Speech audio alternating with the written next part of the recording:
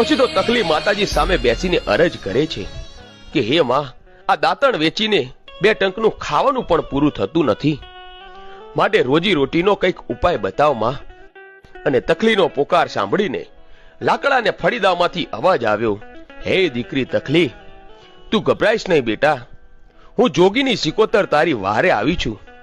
હે દીકરી, આજથી 15 દિવસ પછી પાટણમાં મેળો ભરાવાનો છે, તેમાં તું હાટડી નાખીને એમાં રમકડા અને વીંટીનો વેપાર કરજે. પછી તકલી બોલી, હે માં, મારી પાસે તો રમકડા અને આ તાંબા પિત્તળની વીંટીઓ ખરીદવાના પૈસા ક્યાંથી હોય?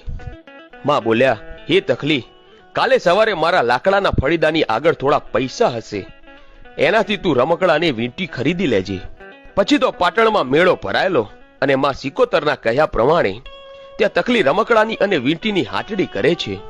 તે સમયે બાજુના ચંદ્રુમણા ગામમાં વીરો